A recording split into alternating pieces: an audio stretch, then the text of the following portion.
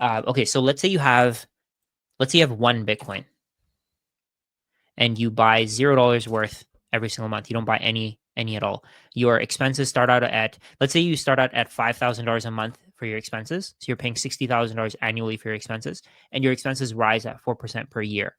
So today, if you have one Bitcoin, the Bitcoin will be worth today it's worth 100, let's say 108,000.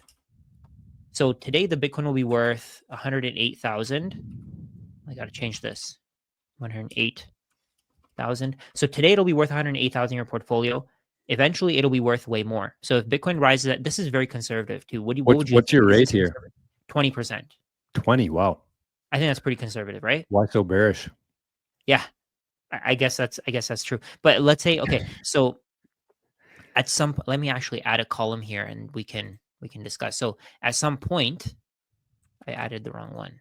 At some point, your portfolio is going to be worth so much more than your Bitcoin your Bitcoin is going to be worth so much more than your expenses that you're not going to have to worry about paying for things. It's just going to become extremely simple because the price of Bitcoin is going to rise. So let's look at this. So right now, if you have $60,000 in annual expenses, you have one Bitcoin. Your portfolio is worth 1.8 times the expenses that you have each year.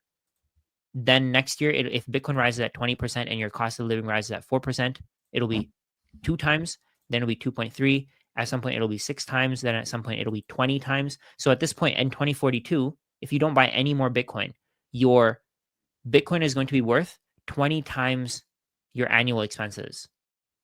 Oh, wow. Right. So at that point, if you wanted to, you could do multiple things here. We discussed MSTY in one of our videos, which where basically you could borrow against your Bitcoin. You could buy MSTY and use the dividends to pay for your expenses, or you can use the dividends to pay off your debt. But you can also just start selling your Bitcoin if you want to. Yeah, I think that's what people need to really, I would say, cement into your brains, because Rajat's assuming that you're going to have one Bitcoin or whatever that amount is, and you're not going to be getting any more Bitcoin, which, at some point, I think we're all going to look at our Bitcoin balance, and that's pretty much going to be the peak of it, right? Yeah. Because no matter what you do, you're not going to be able to increase that very much, but it's just going to go down because we do have to live. We have to pay for things. But here's what people need to know is, even if you did, like Rajat's saying here, have one Bitcoin and you just lived off of that, even though your balance in sats would continue to go down over time, your purchasing power would outdo that. Yes. So your sats are going down, the balance of your sats are going down, but your purchasing power in that same time frame is going to go up, assuming that Bitcoin is 50, 40, 30, 20% up over time, which I do think it will be. I think we're going to slowly go down, but I still don't think we've hit the peak yet because, again, the adoption curve, we're not at the sharp part of this thing yet. Yeah. So I think that everybody's saying that 50% is going to fade down. Yes, I agree. But over time, and I think over this next decade, it might get up to 50, 60, 70 in fiat terms anyways, in purchasing power.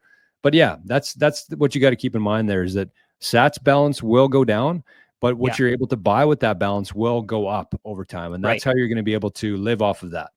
That's the key. And then something else that I wanted to mention here. So if your expenses are converted into Bitcoin, if you look at your expenses in terms of Bitcoin, the amount of Bitcoin that you're spending each year is decreasing over time. So we can see that here. Let's say in 2031, your expenses would have gone to 75,000, but in terms of actual Bitcoin, your expenses would have gone from 0.55 Bitcoin all the way down to 0.23. So one thing that you could do is you could see what your expenses are going to be in terms of Bitcoin, and then you can add those numbers up. So let's say if you want to retire in 2040, you only have one, you stick to only one Bitcoin, you start spending your Bitcoin in 2040. So if you wanted to retire, this is how much Bitcoin you'd spend after you retire at most. What is it? What's the amount? Bitcoin. I can't see it. 0.48. Per year? Half of Bitcoin. No, in total. So if you start spending in 2040, if you start spending in 2040, you have one Bitcoin, your expenses are going to go up to 108K. That's going to be 0.06 Bitcoin, so 6.4 million Satoshis. But if you add that up for the next few years, let's say you stay retired until 2151, you somehow extend your life by 110 years, you're going to be spending 0.48 Bitcoin. Wow. And that's with a 20% growth rate. Wow. So one Bitcoin, if at some point, one Bitcoin is going to be generational wealth. We just don't know how long that'll take, right? This is with a conservative 20%. If you have that one Bitcoin today, and even if it goes to 25%, you can probably retire. Let's say if you retire in 2033. Yeah, if you retire in 2033, if Bitcoin's giving you a 25% return just over time, you're going to only spend 0.76 Bitcoin. That's with one Bitcoin. So you still got a lot left, and that what you have left is going to continue to maintain, and the amount that you actually spend is going to get less and less and less over time. Exactly. And then if So you delay it, you play this out over 500 years, even though still your sats balance is going down, yeah, it's still going to be worth more and more and more forever. yeah.